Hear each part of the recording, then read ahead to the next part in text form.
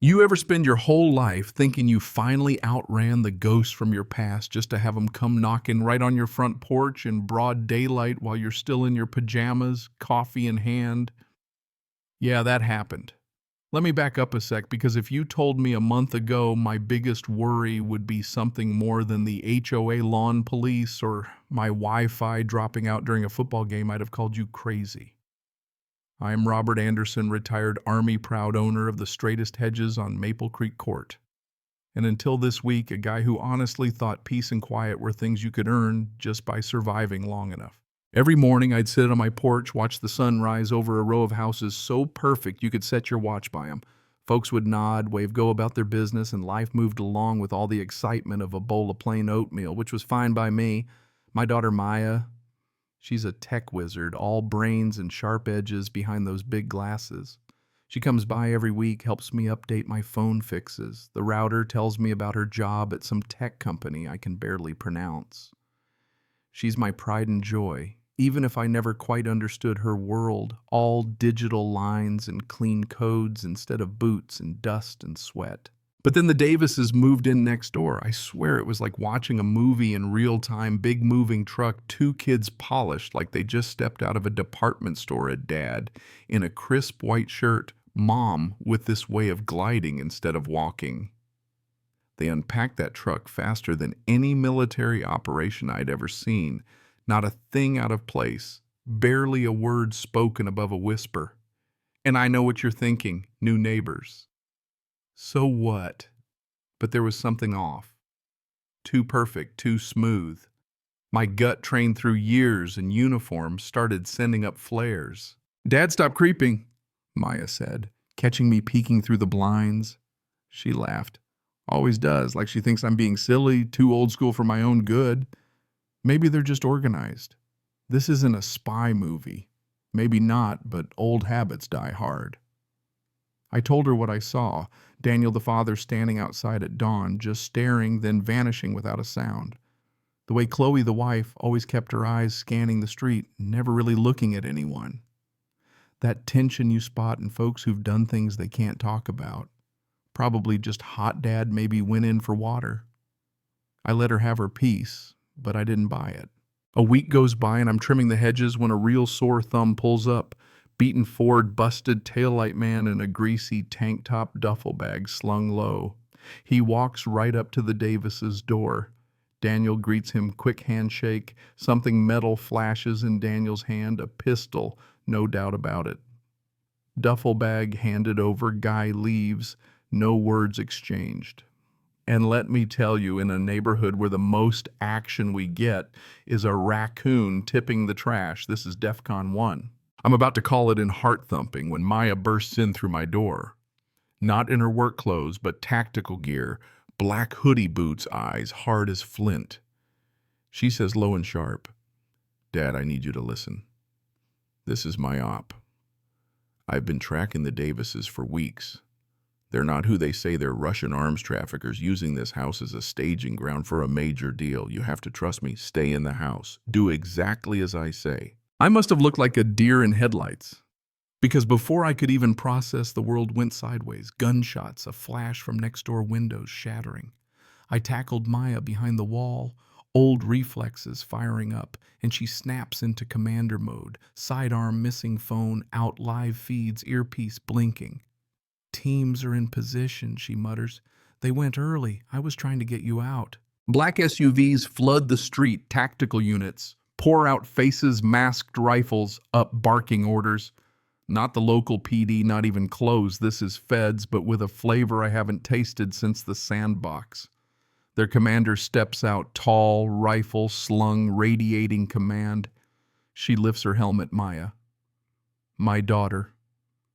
Not the woman who organizes my spice rack and nags me about my cholesterol, but a cold, focused operator. "Commander Anderson, we're going in," she orders. My mind splits in two. Part of me wants to protect her. The other half knows I'd only be in the way. The firefight erupts. House turns into a war zone. Glass everywhere, gunshots, shouts in Russian furniture turn to splinters. For a moment, I feel that old adrenaline, the rhythm of combat, but I can't move. I'm not the soldier anymore. I'm just a liability. That stings more than I care to admit. Suddenly, Maya's back at my side, shoving me toward the basement. Dad, get down there now. They've got a runner secondary exit device in hand. Her radio crackles. Commander, he's breaking east flank, got a dead man switch. She swears, orders her team. Do not engage the device, I'll handle the others. Fight rages outside, then sickening thud, silence, and finally 2 in custody. Perimeter secure. I let out a breath I didn't know I was holding, but Maya's face is drained. He's not there. The runner's gone, the one with the package. She looks at me, fear and failure mingled in her eyes. Dad, that wasn't a duffel. It's a server array. If he activates it, it'll trigger a virus, take out half the power grid, maybe worse, cascading failures, infrastructure collapse, and we don't even know who he is. Call sign Mongoose, that's all we've got. That's when it hits me. This wasn't a typical arms deal. This was insurgency chaos by design. The Davises just decoys. The real threat slipped through our fingers. Maya, shaken, admits her operation failed. I see the fear, the crushing weight on her. But I'm done sitting on the sidelines. We're not waiting for backup. I know this type, Maya. Tactical chameleons always leave a trail. Always. She tries to argue, Dad, you're not in the field anymore. This is the digital age. But you can read a man's mind by his movement, not his social feed. Out on the street, I spot a scuff on the asphalt boot tread, not a sneaker angled toward the waiting black SUV. A professional moving fast, heavy load. I piece it together, 3-man team, not 2. One runs as decoy, one drives, one commands. Maya's FBI training saw 2 suspects. My gut says 3, maybe even a silent 4th. Cells operate in fire teams. This wasn't random. The runner wasn't improvising, he was executing a plan. I show Maya the trail, subtle, almost invisible. But to me, it's as loud as a gunshot. Her whole worldview starts shifting, and for the first time I see my daughter not just as a digital soldier, but as someone learning the hard way that sometimes you have to break protocol to catch a ghost. We trace the evidence, follow the psychological trail. Then I spotted a tiny, almost hidden 3-pointed star drawn in the dirt. Not Russian, mercenary. The 3rd Legion. The kind of unit you whisper about but never meet unless you're about to die. And suddenly it all lines up, the Vienna operation, a ghost called the Bishop, the unfinished business.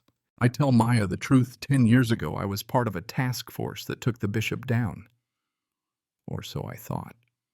I saw the light go out in his eyes, but I also saw him smile like he knew something I didn't.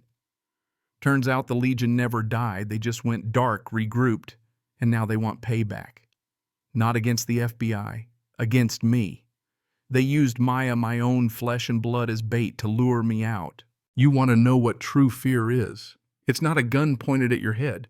It's realizing your kid has just become a pawn in a game you started but never finished. Maya, rattled, wants to call it in. I stop her. No one will believe us. Not yet. We have to prove it. The Legion leaves trails, but not digital. Psychological. This whole show, it's a message. They want me to know they're back. We keep digging. I spot the mark of a knee in the grass, the scuffs by the garage door, signatures of a pro. Not just running, but being hunted. And if there's a 4th man, a shadow pulling strings, it means the threat's far from over. Maya's head is spinning. She finally gets it. This isn't a regular criminal op.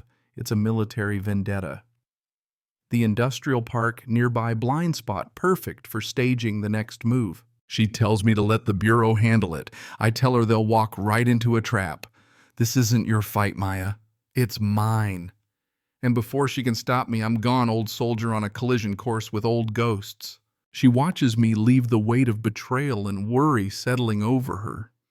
Her team's moving with professional calm, totally unaware of the war boiling beneath the surface. Her deputy Miller asks if everything's secure. She lies, covers for me, takes command in a way that tells me she's more like me than I ever wanted to admit. Back inside, Maya hacks into the Bureau's classified files, finds nothing about the Bishop, nothing about me. I was a ghost by design. She finally gets an alert. A tracer I taught her to use years ago pinpoints the comms hub at the industrial park, my old code tagging the location. Maya torn between orders and blood gears up to follow me. She's breaking every rule she's ever sworn to uphold, but she's my daughter. And I guess that's what Andersons do. We break rules to hunt the things that hunt us. So here's my question for you.